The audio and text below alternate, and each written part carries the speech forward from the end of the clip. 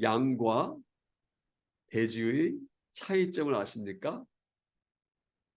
양과 돼지의 차이점을 아십니까? 여러 가지 차이가 있지요. 먼저 양은 초식 동물이기 때문에 풀을 뜯어 먹고 살지만 돼지는 잡식 동물이기 때문에 못 먹는 것이 없을 만큼 다양한 것을 먹습니다. 또 한 가지, 양의 털은 굉장히 부드럽고 촘촘하게 자라기 때문에 일정 기간에 한 번씩은 반드시 깎아줘야 합니다. 반면에 돼지의 털은 뻣뻣하고 거칠지만 털이 길게 잘 자라지 않기 때문에 털을 깎아주지 않아도 됩니다. 이게 차이입니다. 양은 굉장히 센시티브, 민감합니다. 그래서 자기 근처로 누가 접근하면 쉽게 놀라서 도망할 만큼 민감성이 뛰어납니다. 반면에 돼지는 민감함 떨어지는 대신에 사람보다 약 2000배 이상의 후각의 능력을 가지고 있기 때문에 여러 가지 먹을 것을 잘 찾습니다. 또한 양은 다른 동물들에 비해서 단백질은 높고 지방이 낮아서 그런지 양의 피부는 굉장히 부드러운데 반해 돼지는 양에 비해서 지방이 높아서 그런지 피부가 매우 거칠고 두껍습니다. 이처럼 양과 돼지의 차이점이 굉장히 많습니다. 그런데 그 중에도 빼놓을 수 없는 차이점이 있습니다. 웅덩이라든지 그런 쓰레기 더미 같은 곳에 빠졌을 때 보면 보이는 반응이 완전히 차이가 있다고 합니다. 어떤 하수구나 쓰레기 더미 같은 곳에 빠졌을 때 양은 몸부림을 칩니다. 발버둥을 쳐서 어떻게 하든지 넘어진 그곳에서 다시 나오려고 애를 쓰고 애를 씁니다. 그런데 돼지는 정반대입니다. 돼지는 웅덩이나 쓰레기 더미 같은 곳에 빠지면 빠져나오려는 생각 대신에 오히려 그 안에 헐렁 들어 누워 버린다는 것입니다. 이러한 차이점은요, 비단 동물에게만 해당되는 것이 아니라 사람들에게도 비슷하게 해당된다고도 할 수 있습니다. 우리가 살다 보면 실패라는, 실수라는, 어려움이라는 웅덩이에 빠질 때가 있습니다. 어떤 경우에는 나의 실수 때문에 아니면 나의 가족의 잘못 때문에 그런 실패 웅덩이에 빠지기도 하지만, 그렇지 않고 나는 아무런 잘못이 없는데, 나는 실수하지 않았는데 실패의 수렁에 빠질 때가 있습니다. 우리가 IMF라는 단어를 들어보기는 했습니까? 우리 실수하지 않았습니다. 우리는 착하게 잘 열심히 일해서 세금도 꼬박꼬박 내는 어느 날 갑자기 IMF 사태를 맞이해서 어려움의 수렁에 빠진 적도 있습니다. 그때 양처럼 그 자리에서 빠져나오려고 발버둥을 치는 사람이 있는가 하면, 반대로 미안한 말이지만 돼지처럼 포기한 채 그 자리에 주저앉아 버리는 사람이 있다는 것입니다. 그런데 여러분, 소위 성공했다고 알려진 사람들을 보면 실패 자리에서 다시 일어났다는 공통점이 있습니다. 우리는 보통 성공하는 사람들을 단순히 부러워합니다만, 사실 그들의 성공 뒤에는 좌절과 역경과 고난과 고통이 있었습니다. 영광의 면류관 뒤에 고난의 십자가가 있는 것처럼 그들의 달콤한 성공의 뒤에는 쓰디쓴 패배, 쓰디쓴 실수, 실패가 있었다는 것입니다. 세상 어느 것 하나 손쉽게 만들어진 것은 거의 없습니다. 성경에 보면요, 한 번도 실패해 본 적이 없는 사람들만 등장하지 않습니다. 아니, 오히려 실패하고 어려움과 역경 가운데 살았던 사람들이 더 많이 등장합니다. 하나님께 유대하게 쓰임받은 인물임에도 한때는 말도 안 되는 실수를 저지르기도 하고 참담한 실패 자리에 빠졌던 경험을 했다는 특징이 있습니다. 그들은 넘어지고 쓰러지고 실패했지만 오뚜기처럼 다시 일어났기 때문에 믿음의 사람으로 성경에 기록될 수 있었던 것입니다. 대표적인 인물이 요나 선지자입니다. 우리가 지난주에 이미 얘기한 것처럼 그는 니느웨에 가서 회개의 메시지를 전하는 하나님 말씀을 들었음에도 불구하고 니느웨로 가지 않고 다시스로 가는 배를 탑니다. 결국 바다에 던져지게 되고 큰 물고기 뱃속에 들어갔다가 다시 일어선 후 그때는 하나님 말씀대로 니느웨에 가서 사명을 감당하는 선지자가 됩니다.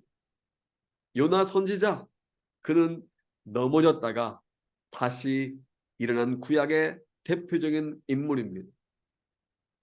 베드로는 신약의 대표적인 넘어졌다가 일어난 인물입니다.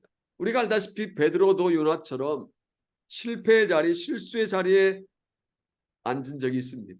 그는 주님의 수제자임에도 불구하고 주님을 3번씩이나, 그것도 3번째는 저주까지 하면서 참담한 실패의 자리에 떨어졌습니다. 하지만 그 자리에 주저앉아 인생을 끝낸 것이 아니라 그 자리에 다시 일어나 초대교회 역사에 빼놓을 수 없는 수많은 사역을 진행한 위대한 사도가 되었습니다.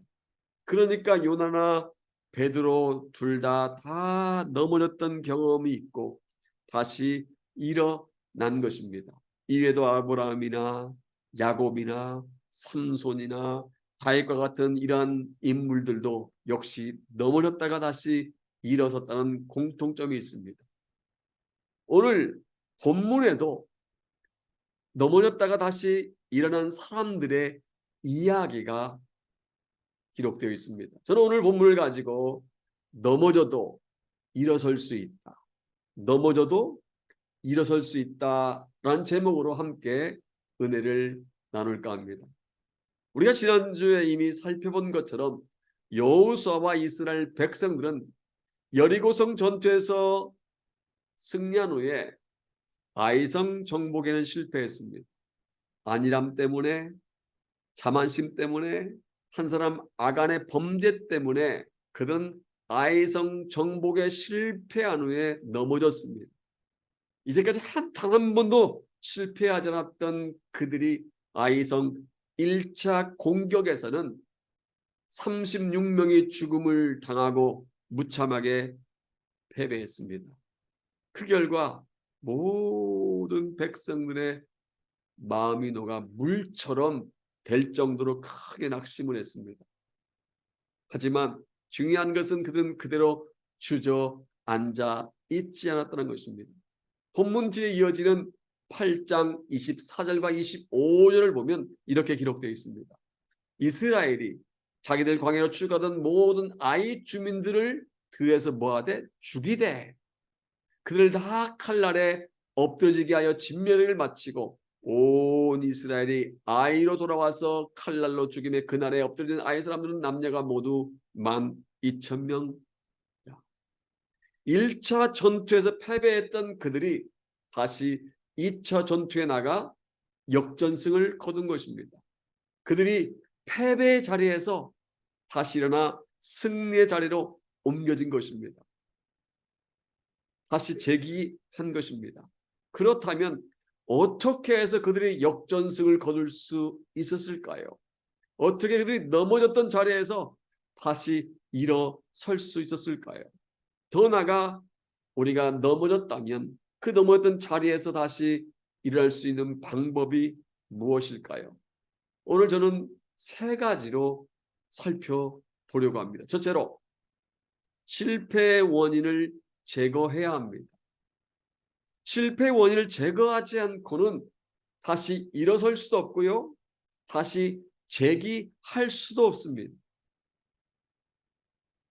제가 1997년 1월 1일 날 뉴질랜드 남섬 더니들로 임지 이동을 했습니다.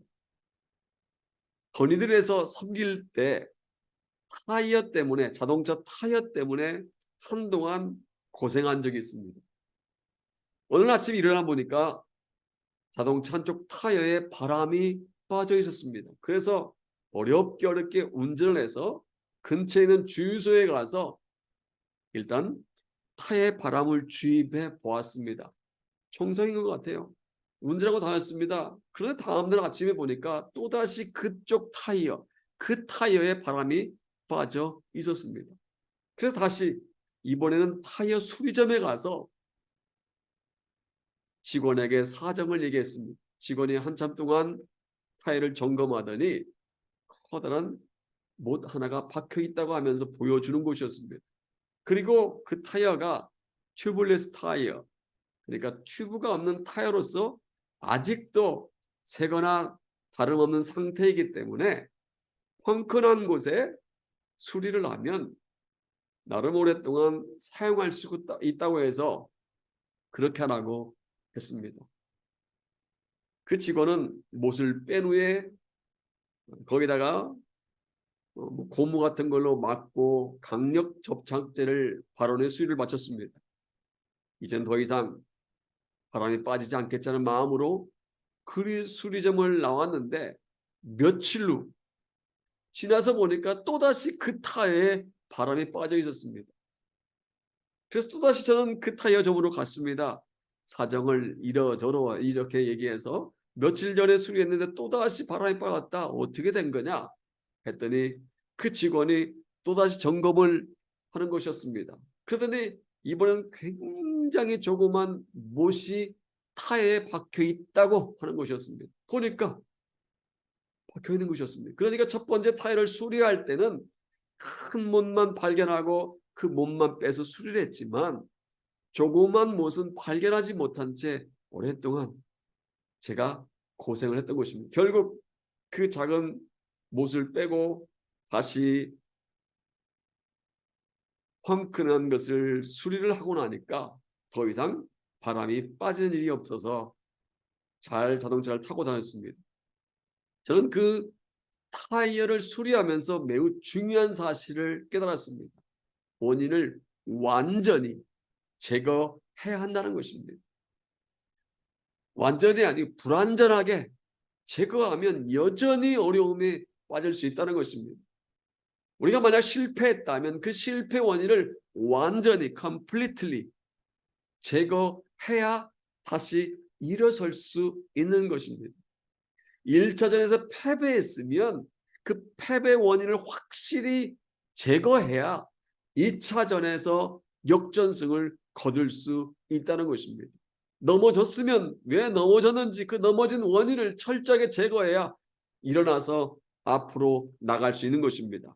여호수아는 아이성 1차 공격에서 실패한 후에 왜 실패했는지 그 원인을 찾았습니다. 7장 16절부터 18절까지 우리가 지난주에 큐티를 통해서 보았습니다. 여호수아는 제입뽑기를 통해서 이스라엘 공동체가 아이성 전투에서 패배하고 넘어진 이유가 아간 때문이었던 사실을 알았습니다. 그래서 그가 숨긴 물건들과 그를 데리고 어느 한 골짜기로 갑니다. 7장 25절과 26절 다 같이 볼까요? 읽겠습니다. 여호수아가 이르되 네가 어찌하여 우리를 괴롭게 하였느냐? 여호와께서 오늘 너를 괴롭게 하시리라니 온 이스라엘이 그를 돌로 치고 물건들도 돌로 치고 불사르고 그 위에 돌무더기를 그에 쌓았더라. 오늘까지 있더라. 여호와께서 그의 맹렬한 진노를 그치시니 그러므로 그곳 이름을 오늘까지 아골골짜기라 부르고 이스라엘 백성들은 아간을 돌로 쳐 죽였습니다.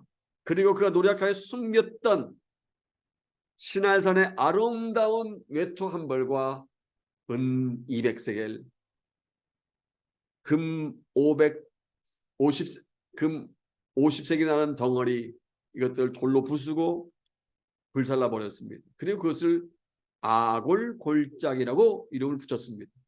여기서 한 가지 질문할 수 있습니다. 하나님께서는 왜 이러한 내용을 성경에 기록하게 하셨을까요? 하나님께서는 왜 그 아까운 물건들을 불로 태우게 하시고 돌로 아간을 끔찍하게 죽이도록 명하셨을까? 그것은요, 우리로 하여금 실패 원인을 철저하게 제거하라는 교훈을 주기 위해서입니다. 실패 원인을 철저하게 제거하지 않고는 결코 재개할 수 없기 때문입니다. 우리는요, 우리를 실패하게 만드는 이 아간을 제거해야 한다는 것입니다. 악을 골짜기에서 모든 실패 원인을 제거한 이스라엘 백성들처럼 우리도 모든 실패 원인을 제거하는 악을 골짜기를 통과해야 한다는 것입니다. 우리는 찬송가 323장 2절에 악을 골짝 빈들에도 복음 들고 가오리다, 이 가사를 생각하면서 인지 몰라도 악을 골짜기는 고통의 골짜기, 저주의 골짜기라고 생각합니다. 그래서 고통의 골짜기, 저주의 골짜기까지라도 가서 복음을 증거해야 된다라고 생각을 합니다. 그런데요, 이스라엘 백성들이 넘어진 자리에서 다시 일어났기 때문에 악을 골짜기는 저주의 골짜기가 아니라 나를 돌아보는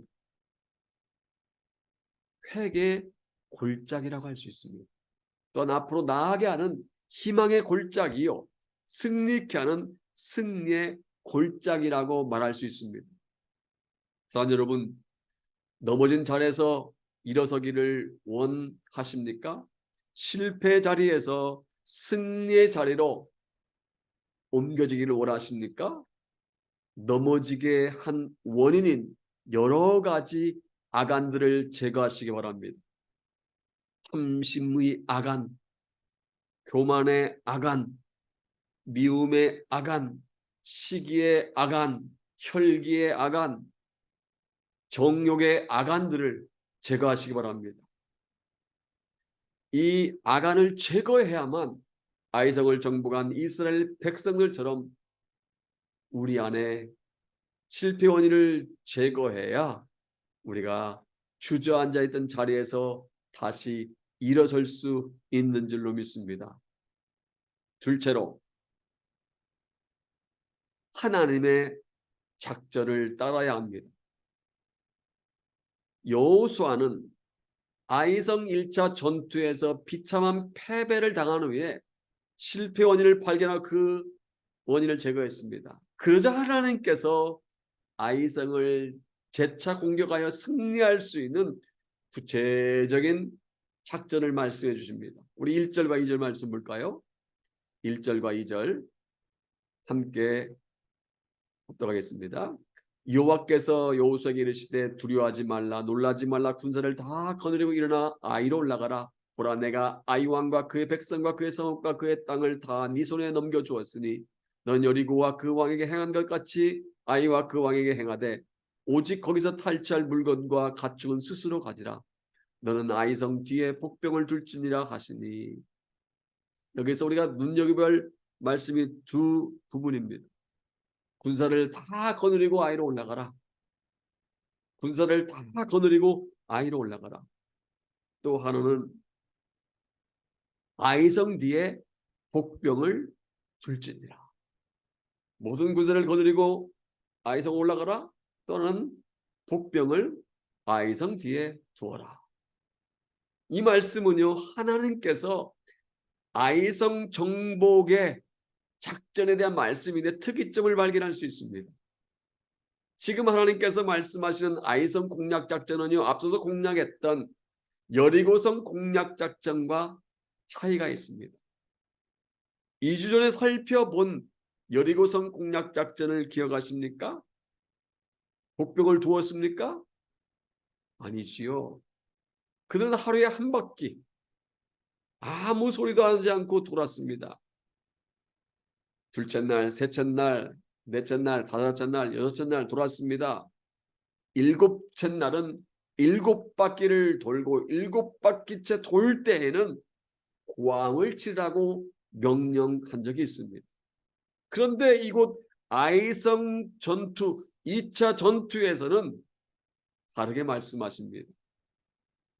성주의를 무작정 도는 산책 작전이 아니라 숨어서 기회를 엿보는 복병 작전을 쓰라는 것입니다. 이에 여호수아는 어떻게 반응했습니까?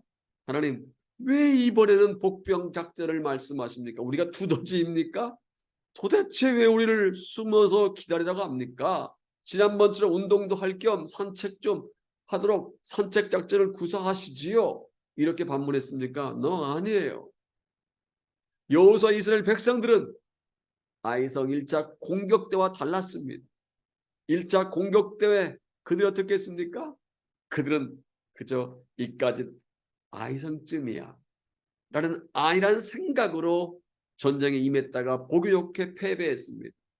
우리가 금성철벽 여리고도 쉽게 무너뜨리는 데는 자만심으로 하나님을 찾지 않고 기도도 하지 않았습니다. 그랬다가 패배한 것입니다. 또한 하나님으로부터 어떤 작전 지시도 받지 않았습니다. 결국 비참하게 패배하고 만 것입니다. 그런데 지금 2차 공격할 때는 1차와 달리 철저하게 하나님을 신뢰합니다. 다 같이 7절 말씀 볼까요? 같이 보겠습니다. 너희는 매복한 곳에 일어나 그 성읍을 정념하라. 너희 하나님 여호와께서 그 성읍을 너희 손에 주시리라. 이것은요, 지도자 여호수아가 아이성을 2차로 공격할 부대원들에게 내린 명령입니다. 여기서 주목해야 할 말은 하나님 여호와께서라는 부분입니다. 이 말씀을 통해서 여호수아의 변한 모습, 이스라엘 백성들의 변한 모습을 발견할 수 있습니다. 1차 전투에서는 내가 해보겠다, 우리가 해보겠다라고 생각했지만 2차 전투에서는요, 누가 아이성을 붙여준다고 합니까? 하나님 여호와께서 아이성을 점령해 주실 것이라고 그들의 생각이 바뀐 것입니다. 또한 8절 볼까요? 8절 같이 보겠습니다. 같이 읽습니다. 너희가 그 성을 취하거든 그것을 불살라 여호와의 말씀대로 행하라. 보라, 내가 너에게 명령하였느니라 하고, 누구의 말대로 행하라고 하십니까? 여호수아가 자기 말대로 너희들 행해야 된다라고 합니까? 아닙니다. 여호와의 말씀대로 행하라고 합니다. 여호수아는요, 전쟁이 자기들의 손에 달려 있지 아니하고 여호와 하나님의 손에 달려 있다는 사실을 깨달은 것입니다. 그래서 9절에 보면 여호수아는 하나님의 작전 명령대로 그들을 보냅니다. 그리고 아이 서편 베델과 아이 사이에 매복을 시킵니다. 더 나아가서 12절에서 그가 약 5천 명을 택하여 성읍 서쪽 베델과 아이 사이에 매복시키니라고 말씀하고 있는 것을 보면 또다시 5천 명을 매복시킵니다. 그러니까 여호수아는 하나님의 작전 명령에 따라서 순종해 3만 명은 서북쪽에, 5천 명은 서남쪽에 각각 매복시킨 것입니다. 여러분, 이것이 승리의 비결임을 아십니까? 하나님의 작전 명령을 따르는 것이 넘어진 자리에서 다시 일어설 수 있는 비결임을 아십니까? 일반적으로 운동선수는 훌륭한 코치를 만나야 훌륭한 선수가 될 수 있습니다. 좋은 코치를 만나 경기에 나가서도 좋은 성적을 거둘 수 있습니다. 우리가 잘 아는 대로 2002년 한일 월드컵 축구대회에서 히딩크라는 걸출한 감독 때문에 세계 축구의 변방에 있었던 대한민국 축구가 세계 4강에 오를 수 있었습니다. 운동선수는요, 감독이나 코치 등 지도자를 잘 만나는 것이 중요합니다. 원래 코치는 말은 스포츠에서 선수에게 체력, 기술, 전술들을 가르치는 사람을 뜻합니다. 하지만 어느 글에 보니까 이 말은요, 마차가 발명된 헝가리의 콕스라는 도시 이름에서 유래되었다고 합니다. 처음에는 콕시라고 혹은 코트지라고 불렸다가 영국에서 코치라는 이름을 얻게 되었다고 합니다. 그래서 코치란 말은요, 영국이라든지 커먼웰스 나라, 영연방 나라에서는 코치를 택시, 손님들을 태우는 교통수단을 지칭하는 말로 사용되고 있습니다. 승객을 출발지에서 목적지까지 데려다 주는 것을 코치 서비스라고 합니다. 그리고 코칭은 마차에 탄 사람을 목적지까지 데려다주는 마부의 역할이라고 말할 수 있는 것입니다. 그런데 이 코치는요, 비단 스포츠에서만 해당되는 말이 아니라 운송이라는 수단에만 해당되는 것이 아니라 우리 인생 전반에 컬처 동일하게 해당되고 중요합니다. 조선시대 임진왜란 때 원균이라는 장수는 요즘으로 말하면 코치 혹은 감독이라고 할 수 있습니다. 수많은 함대를 거느리고 있었고 조정의 많은 지원을 받았습니다. 하지만 일본군과의 전쟁에서 엄청난 패배를 당하고 전멸했습니다. 반면에 이순신 코치는, 이순신 감독은, 이순신 장군은 12척밖에 되지 않은 함선을 이끌고 나가서 무려 133척이나 되는 일본 해군과 싸워서 승리를 거두었습니다. 이처럼 좋은 코치, 좋은 지도자, 좋은 감독을 만나면 승리를 거두게 되는 것입니다. 어떻게 보면 우리 인생은요, 어떤 코치와 어떤 지도자를 만나냐에 따라 달라질 수도 있습니다. 공부하는 학생은 좋은 코치, 좋은 선생님을 만나야 학교 생활을 잘할 수 있고, 셀러리맨은 좋은 상사, 좋은 코치를 만나야 직장 생활을 재미나게 할 수 있습니다. 국민은 좋은 코치, 좋은 정치 지도자를 만나야 평안할 수 있습니다. 좋은 가장을 만나야 한 가정이 행복해질 수 있습니다. 그렇다면 세상에서 가장 완벽한 지도자, 완벽한 코치, 완벽한 감독은 누구일까요? 길이요, 진리요, 생명이 되신 예수님이 가장 완벽한 코치가 되신 줄로 믿습니다. 우리가 복된 인생을 살려면 세상의 어떠한 코치보다 완벽한 코치가 되시는 예수님의 코칭을 받아야 할 줄로 믿습니다. 그러므로 넘어진 자리에서 다시 일어서기 위해서는 하나님보다, 주님보다 앞서지 마시기 바랍니다. 그리고 우리 인생의 진정한 코치가 되시는 하나님, 우리의 진정한 인도자가 되시는 하나님의 작전 명령에 끝까지 순종하시기를 주님의 이름으로 축복합니다.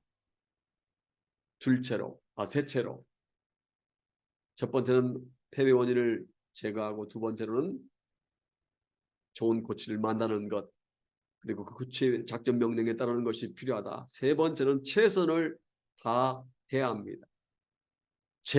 재기하기 위해서는, 넘어진 자리에서 다시 일어나기 위해서는 최선을 다해야 합니다.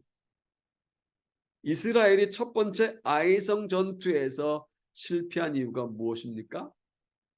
우리가 이미 지난주 살펴본 7장 3절에 보면 아이성을 돌아보고 온 정탐꾼들이 이렇게 건의했습니다. 백성을 다 올라가게 하지 말고 이 3,000명만 올라가게 하십시오. 그러자 최고 지도자 여호수아는 그 건을 받아들여 3,000여 명의 소수 병력만 보냈습니다. 그러니까 1차 공격 때에는 그들이 최선을 다하지 않은 것입니다. 그런 두 번째 공격이 달랐습니다. 다 같이 5절 볼까요? 같이 읽겠습니다. 나와 나를 따르는 모든 백성은 다 성읍으로 가까이 가리니 그들이 처음과 같이 우리에게로 쳐올라올 것이다. 그리할 때 우리가 그들 앞에서 도망하면 1차 때와는 달리 2차 때는 어떻게 해요? 모든 백성이 동원되었다는 것을 알 수 있습니다. 또 10절을 볼까요? 10절 같이 읽겠습니다.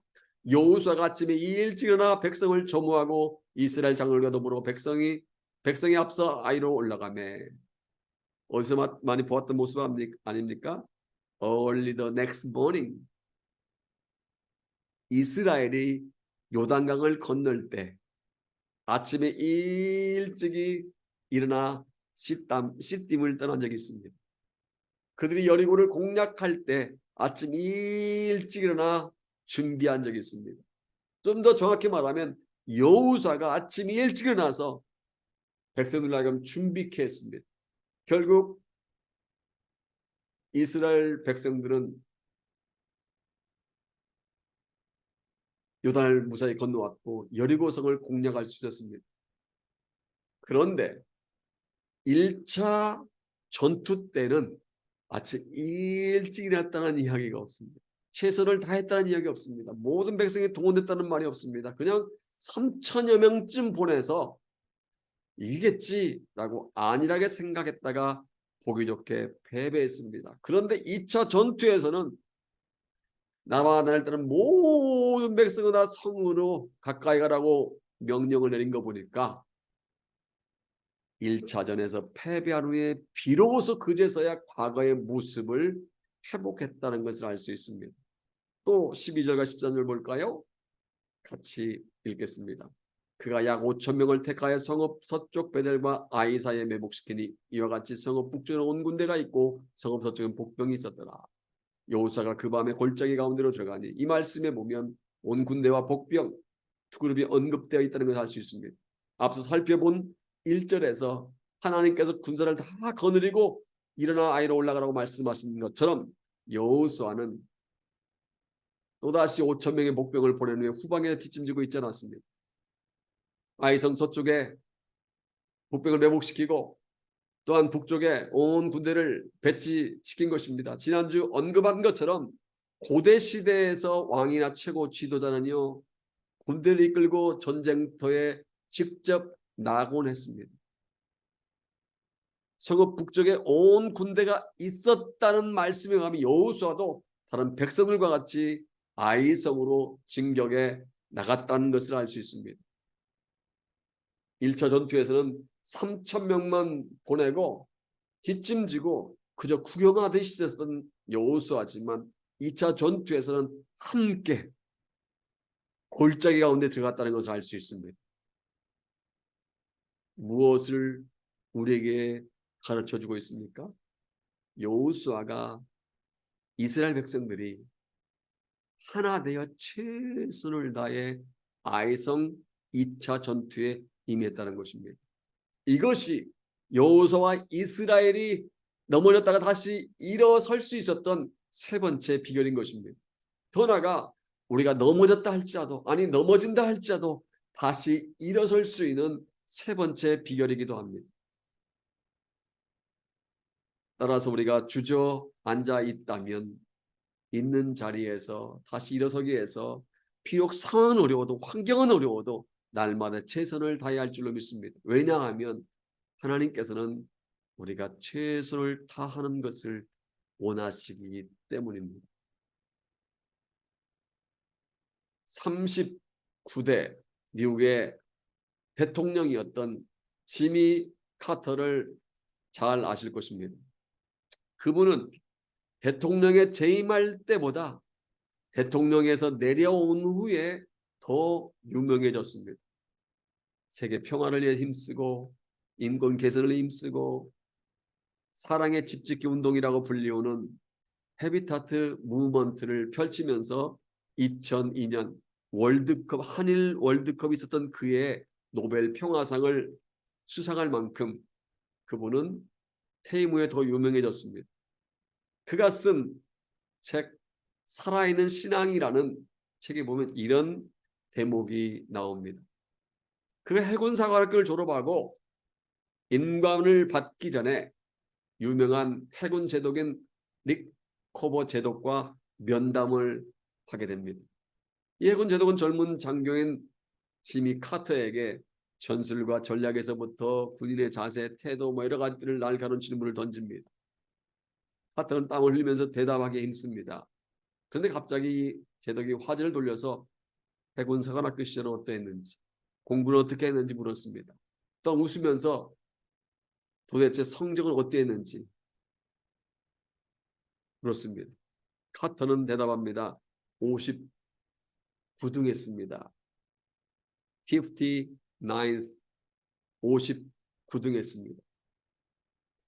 820명 중에 59등이면 성적이 그리 나쁜 편은 아닙니다. 그럼에도 불구하고 리커버 제독은 젊은 지미 카터에게 대뜸 이렇게 물었습니다.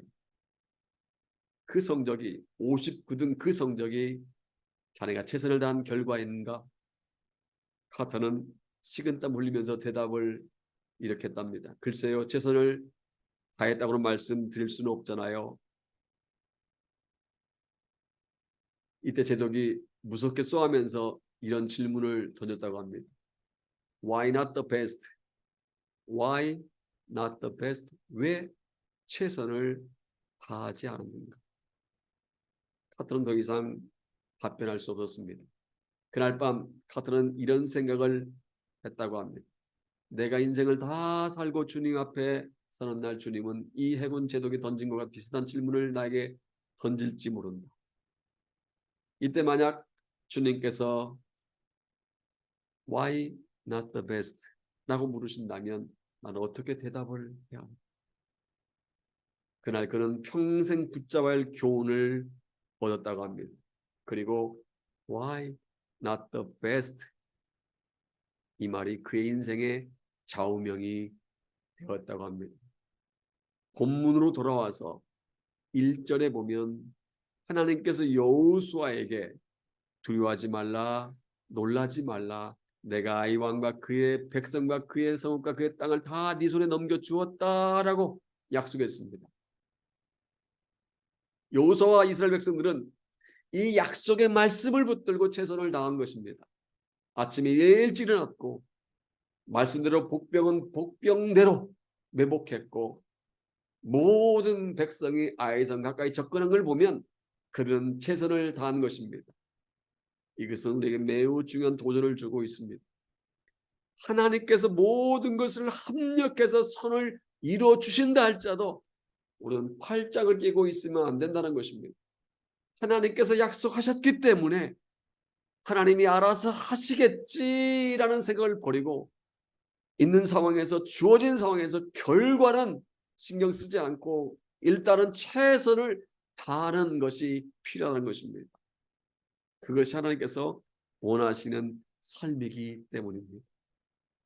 고린도후서 11장 2절에 보면 사도 바울이 이렇게 고백합니다.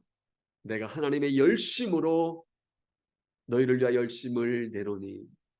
바울은요 고린도에 있는 성도들 위해서 열심히 일한다고 밝힌 것입니다. 그들을 위해서 기도만 한 것이 아니라 최선을 다해서 섬긴다고 밝힌 것입니다. 우리가 잘 아는 마태복음 25장 26절에 보면 예수께서는 한 달란트 받고도 그것을 땅에 묻었다가 그대로 가져온 종에 이렇게 책망하셨습니다. 악하고 게으른 종아, 나는 심지 않은 데서 거두고 해치지 않은 데서 모으는 줄 네가 알았느냐. 이 말씀에 의하면요 주님께서 실력이 없기 때문에 그 종을 야단치신 것이 아니라는 것을 알 수 있습니다. 주님께서는 그 종이 많은 이유를 남기지 않았다고 화를 내신 것이 아니라는 것입니다. 예수께서 무엇 때문에 그 종을 야단치셨습니까? 그 종이 레이지, 게을렀기 때문입니다. 그 종이 게을렀기 때문에 그에게 악하고 게으른 종아 라고 책망하신 것입니다. 여기서 우리가 알 수 있는 것이 있습니다. 게으름 이꼴 악이라고 해도 과언이 아니라는 것입니다. 주님께서 실력 없는 사람은 봐주시지만 게으른 사람은 봐주지 않으신다는 것입니다. 결과가 별로 좋지 못한 것은 봐주시지만 최선을 다하지 않고 게으른 것은 봐주시지 않는다는 것입니다.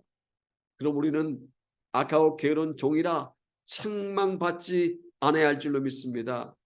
최선을 다함으로 그래 내가 부족하지만 너가 나름 최선을 다했구나.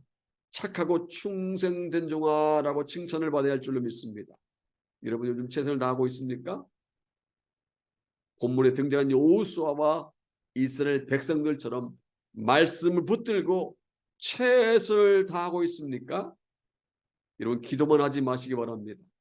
넘어진 자리에서 일어나기 위해서는 기도하며 최선을 다하고 최선을 다하며 기도하시기를 바랍니다. 오늘 통해서 하나님께서 일하시도록 믿음으로 최선을 다하는 저와 여러분 되기를 소원합니다. 사랑하는 하모니가 여러분, 이제 한때 IT 업계 신화를 써내려간 적이 있는 IBM 사에서 있었던 한 실화를 소개하고 말씀을 맺겠습니다. IBM 사에 장래가 촉망되는 한 젊은 주역이 있었습니다. 임원이죠. 그런데 그가 위험 부담이 높은 투자를 감행했다가 그만 실패하고 말았습니다. 그 결과 IBM사는 무려 $1,000,000, $10 million 이 엄청난 거금을 날려버렸습니다. 그는 IBM사의 창시자이자 40년 동안 그 회사를 이끌었던 전설의 CEO 톰 왓슨 시니어의 사무실로 불려갔습니다. 죄책감과 두려움에 쌓인 그 젊은 주역은 왓슨이 말하기도 전에 떨리는 음성으로 입을 열었습니다. 저의 사임 때문에 부르셨습니까? 사직서를 써왔습니다. 그러자 왓슨은 그 젊은 주역을 바라보며 다음과 같이 말했다고 합니다.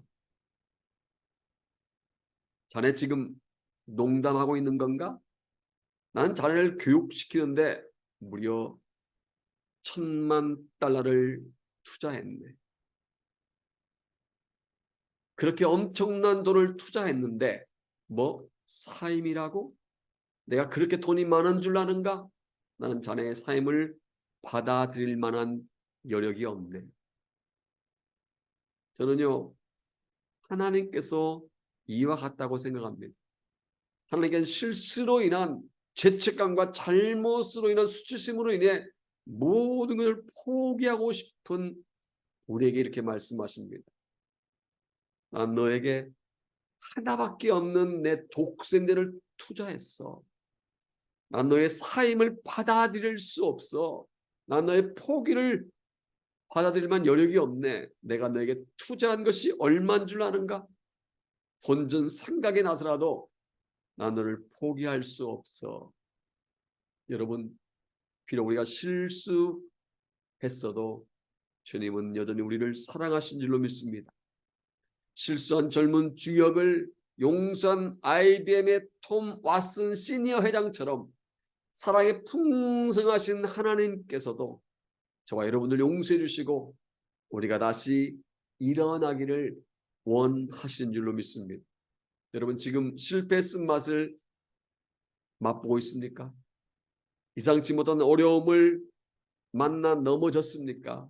직장을 잃었습니까? 사업에 실패했습니까? 자녀가 근심을 끼치고 있습니까? 관계가 깨어졌습니까? 건강이 어렵습니까? 그럼에도 불구하고 포기하지 마시기 바랍니다. 인생 게임은 not finished yet. 끝나지 않았습니다. 심판의 게임 호각 소리는 울리지 않았습니다. 우리에게는 아직도 찬스가 남아 있습니다. 지금까지 실패했다 할지라도 실패의 원인을 제거하면 됩니다. 그리고 하나님의 작전 명령인 이 말씀에 철저하게 순종하면 됩니다. 마지막으로 하나님 말씀을 기준으로 날마다 최선을 다하는 삶을 살아갈 때 우리는 다시 넘어졌던 자리에서 일어설 수 있는 줄로 믿습니다. 우리는 패배의 늪에서 재기할 수 있는 줄로 믿습니다. 그러므로 주저앉아 있는 자리에서 지금 일어나시기 바랍니다. 주저앉아 시간만 낭비하지 말고 예수 그리스도의 이름으로 일어섬으로 말미암아 하나님께서 일하시는 손길을 체험하는 저와 여러분 되시기를 주님의 이름으로 축복합니다.